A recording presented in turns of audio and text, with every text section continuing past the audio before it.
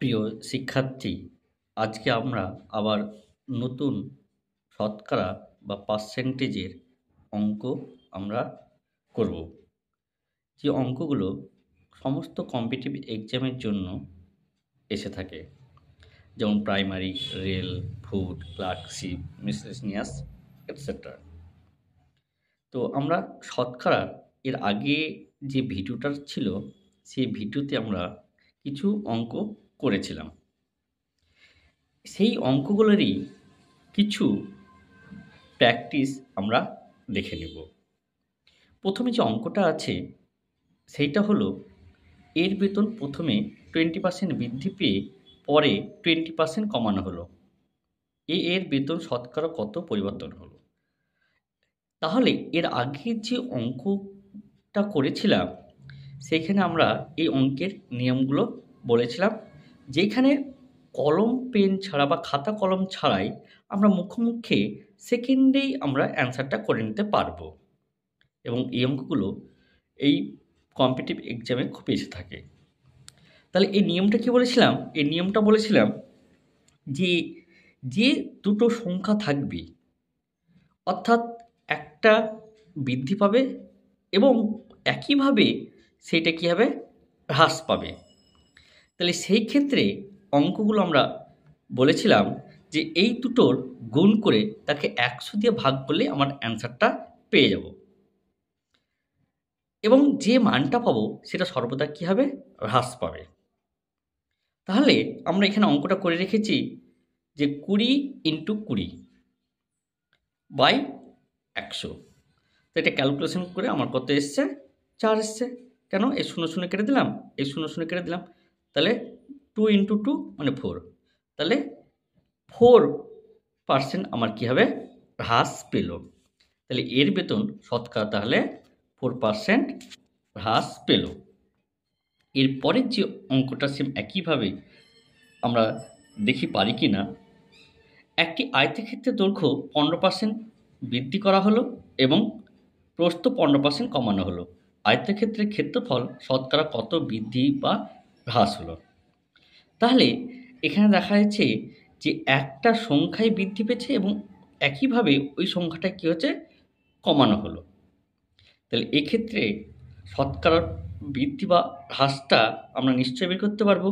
সেক্ষেত্রে আমরা কত, 15 × 15, অর্থাৎ ওই দুটো সংখ্যা কী করব, গুণ করে তাকে 100 দিয়ে ভাগ করব।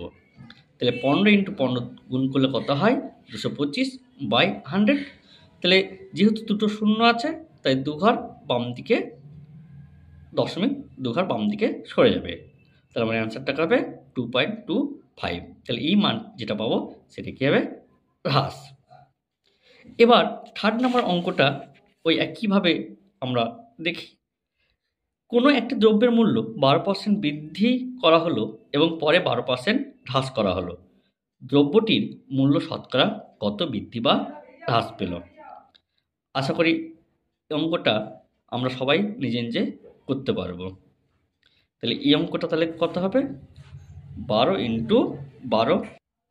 তাহলে অঙ্কটা কত হবে, 12 × 12/100। তাহলে 12 12 গুণ করলে কত হয়, 144/100। তাহলে দুটো শূন্য আছে, তাহলে এই দুটো শূন্যর জন্য দশমিক দুঘর বাম দিকে সরে যাবে। তাহলে দুঘর মানে একটা, দুটো, তার আগে তাহলে বসবে 1.44। তাহলে এত পার্সেন্ট হ্রাস পেল। এইটা হলো আমাদের থার্ড অঙ্ক, যেটা আমরা মুখেই সেকেন্ডের মধ্যে আমরা অ্যান্সারটা করতে পারবো। এবার দেখা যাক আরেকটা অঙ্ক। এই অঙ্কটা আমরা এবার দেখি কি বলছে। একটি বর্গক্ষেত্রের প্রতিটি বাহুর দৈর্ঘ্য 10% বাড়ানো হলো। ওই বর্গক্ষেত্রের ক্ষেত্রফল শতকরা কত বাড়ানো হলো? এইখানে কিন্তু অঙ্কটি একটু আলাদা আছে। এর আগে যে অঙ্কটা দেখলাম সেখানে একই সংখ্যা একবার বৃদ্ধি পেয়েছে এবং একবার হ্রাস পাচ্ছে, কিন্তু এখানে একটা সংখ্যাই কিন্তু বৃদ্ধি পেয়েছে। তাহলে এই অঙ্কটা আমরা করব কী করে, মুখোমুখি। এই অঙ্কটা আগের যে কিছুটা রুলস আছে সেই রুলসটা আমরা ইউজ করব। তাহলে এইটা যদি মুখে আমরা করি তাহলে এখানে কি বলছে যে 10% বাড়ানো হলো। তাহলে এই 10% বাড়ানো হলে তাহলে এর যে বৃদ্ধির পরিমাণ, সেই বৃদ্ধির পরিমাণটা তাহলে কত হবে দেখি। 10 ইন্টু 10 বাই কত 100।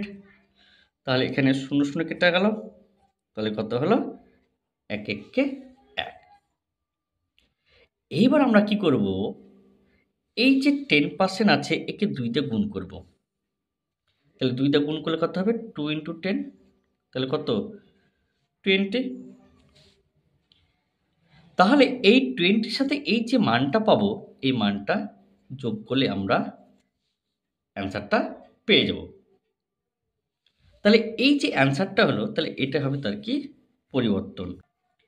তাহলে এর অনুরূপ যদি এখানে হ্রাস বলতো, এখানে যদি হ্রাস বলতো তাহলে কি করতাম আমরা, এই যে মানটা পেলাম, এই যে এই মানটা পেলাম, তখন এই মানটা কি হতো বিয়োগ হয়ে যেত। আমি ধরে নিলাম যে কোনো একটা বর্গক্ষেত্র তার প্রতিটি বাহুর দৈর্ঘ্য 10% হ্রাস পেল, 10% হ্রাস পেল। তাহলে সেক্ষেত্রে কী করতাম, একইভাবে আমরা কী করতাম 10 ইন্টু 10 বাই 100 সমান সমান তাহলে কত হবে 1 হবে। আর এই যে যেটা হ্রাস পাবে ওই সংখ্যাকে আমরা কী করবো 2 দিয়ে গুণ করবো, তাহলে 20। যেহেতু এখানে কি হ্রাস বলেছে, তা আমরা কী করবো 1 বিয়োগ করে দেবো, দিয়ে যেটা হবে সেটা তার অ্যান্সার। তাহলে এই ধরনের অঙ্ক আমরা কোথায় কোথায় আমরা ব্যবহার করব, তার জন্য এখানে আমরা একটা ছোট্ট নোট দিয়েছি যে যে কোনো দ্বিমাত্রিক চিত্র, যেমন ত্রিভুজ, আয়তক্ষেত্র, বর্গক্ষেত্র, রম্বস,